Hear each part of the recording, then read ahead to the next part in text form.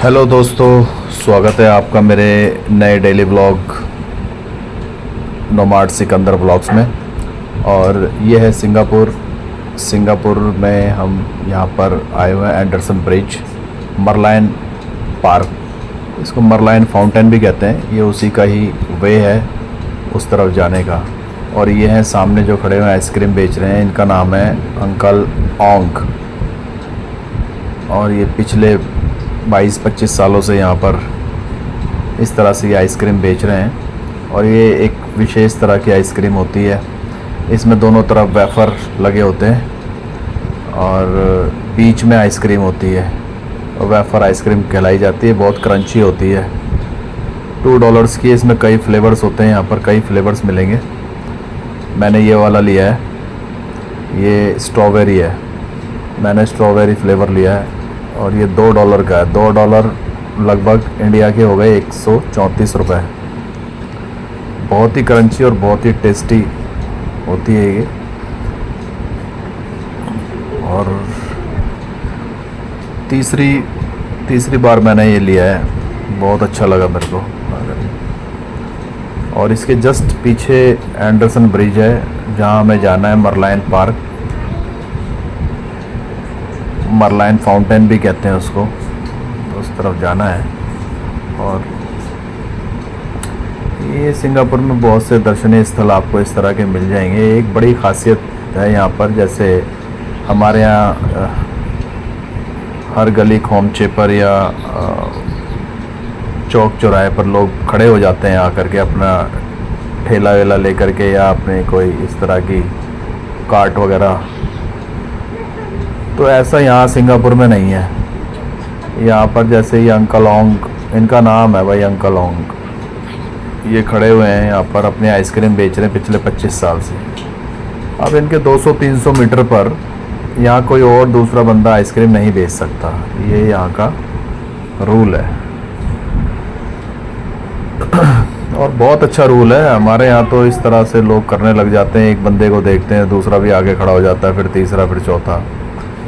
ऐसा यहाँ पर नहीं है। अब देखिए, जैसे मैंने आइसक्रीम खा ली है, इसका ये कागज़ है, ये मुझे, अब मैं इधर उधर नहीं फेंक सकता इसको। इसके लिए मुझे डस्टबिन ढूंढना पड़ेगा। और ये डस्टबिन भी मुझे मिल गया, आसपास मिल जाते हैं। डस्टबिन बहुत हैं, जगह जगह डस्टबिन रखे रहते हैं, तो आपको डस्टबिन में ही फेंकना पड़ेगा, अदरवाइज़ आपका फ़ोटो कैमरे में कैद हो जाएगा। और जिस भी होटल में आप रुके हैं वहाँ ये होटल में चला जाएगा, या फिर आपके एयरपोर्ट पर जब आप चेकआउट करेंगे, अपनी फ़्लाइट वगैरह के लिए जाएंगे, तो वहाँ पर भी आपका, जैसे इमिग्रेशन आप क्लियर करेंगे तो आपका फ़ोटो आ जाएगा। और इमिग्रेशन ऑफिसर ही आपको बता देगा कि भाई ऐसे ऐसे आप इस तरह का ऑफेंस करके आए हुए हैं, उसका चालान ये बनता है। ये चालान दिए बगैर आप यहाँ से जा नहीं सकते, तो वो चालान पे करना पड़ता है भाई आपको। तो भाई रूल रेगुलेशन बहुत स्ट्रिक्ट है यहाँ पर, इसलिए लोग तरीके से रहते हैं। एक भी कागज़ का टुकड़ा या कोई गंद, कोई डस्ट आपको यहाँ पर देखने को नहीं मिलेगा।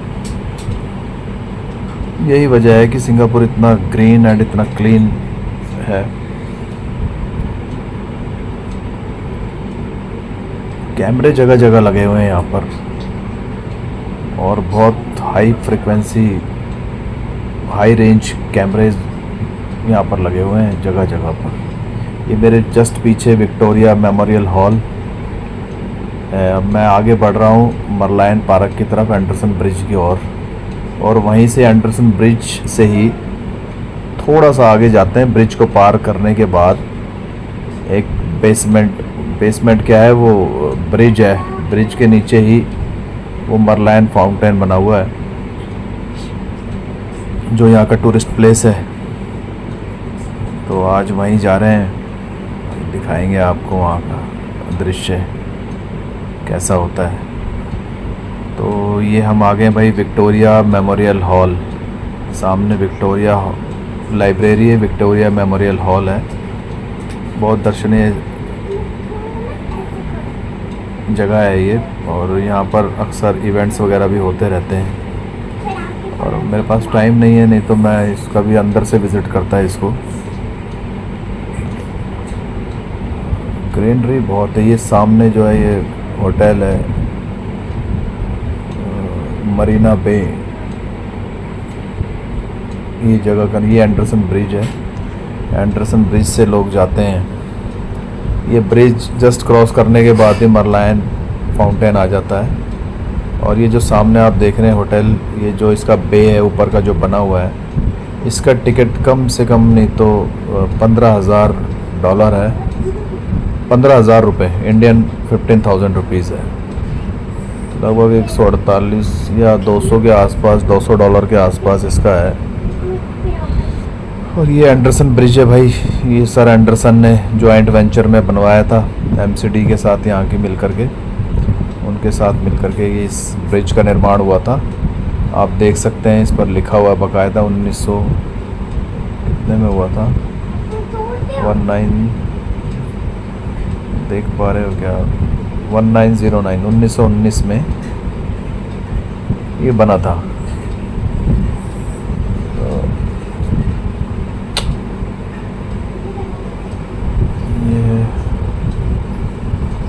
ये एंडरसन ब्रिज बहुत ही खूबसूरत, बहुत पुराना, आप लगा लो 1919 से कितना टाइम हो गया, 100 साल से भी ज़्यादा हो गया, लगभग 125 साल होने को आए। और अभी तक ये ब्रिज टिका हुआ है। और रेनोवेशन का काम यहाँ पर होता रहता है, इसकी रिपेयरिंग का काम होता रहता होगा, तभी चीज़ें मेंटेन रहती हैं। हमारे यहाँ देखो यार, लोहे का पुल कितने साल पुराना हो गया है, लेकिन कोई मेंटेनेंस के नाम पर कुछ नहीं। जब तक वो अपने आप गिरेगा नहीं तब तक लोग उसकी तरफ ध्यान देंगे नहीं। तो ऐसा नहीं होना चाहिए। देखो ये लोग लगे रहते हैं, मैं दिखाऊंगा यहाँ पर, यहाँ काम चलता रहता है भाई, यहाँ लोग बैठते नहीं है खाली करते रहते हैं कुछ ना कुछ। ये देखो मैं दिखाऊंगा, ये देखिए।